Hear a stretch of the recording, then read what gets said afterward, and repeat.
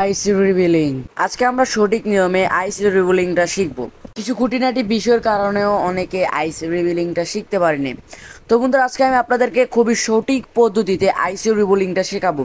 ইনশাআল্লাহ বন্ধুরা, আপনারা যদি এই ভিডিওটা ফুল ওয়াচ করেন, আপনারা আইসি রিভিলিংটা নিজেই করতে পারবেন, এমনকি আপনারা অন্য কেউ শেখাতে পারবেন। দরকার পড়লে ভিডিওটা বারবার দেখবেন।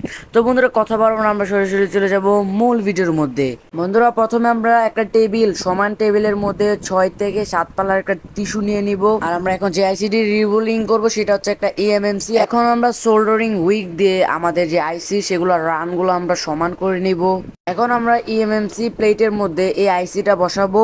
আমরা এই আইসিটির জন্য কোনো টেপ ইউজ করতেছি না, কারণ এটা হচ্ছে একটা 3D প্লেট। আপনারা চাইলে এটা ইউজ করতে পারেন, নাও করতে পারেন, কোনো সমস্যা নেই। আমরা একটা টিস্যুর মধ্যে একটু সোল্ডার পেস্ট নিয়ে নিব।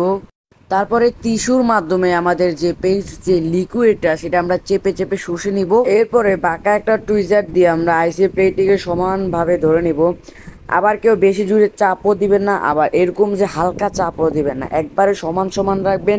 এখন আমরা পরিমাণ মতো পেস্ট লাগিয়ে দেব। পেস্ট লাগানোর সময় আপনারা পেস্টটা যখন লাগাবেন বা যে জায়গার মধ্যে লাগাবেন ওই জায়গাটাকে চাপ দিবেন না বেশি জোরে, আবার এরকম যে হালকা চাপও দিবেন না।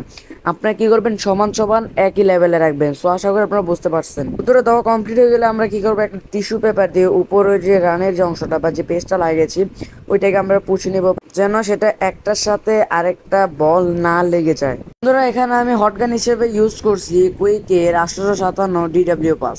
বন্ধুরা, এখানে আপনার হটগানটা হয়তো অন্যরকম হতে পারে। এক এক হটগানের এক এক হিট। আপনার হটগানটা যত ভালো হবে তত ভালো হিট দিবে। সো আপনি প্রথমে চেক করে নেবেন। ওকে বন্ধুরা, আমরা এখানে টেম্পারেচার রাখবো 290-তে এবং ভাবা রাখবো 3-এর কম। যদি আপনাদের হটগানটা অন্যরকম হয়ে থাকে, আপনারা কি করবেন, হটগানটা দিয়ে প্রথমটা একটু টেস্ট করে নেবেন যে কতর ভিতরে সেগুলো রাখলে এটা সমানভাবে কাজ করবে, খুবই ভালোভাবে কাজ করবে। সো আপনারা কি করবেন, আগে একটা টেস্ট করে নেবেন, কারণ আপনার হটগানটা হয়তো অন্যরকম হতে পারে। আর যারা কুইকের 857 DW প্লাসটা ইউজ করতেছেন তারা তো এই ভিডিওর মাধ্যমে দেখে গেলেন।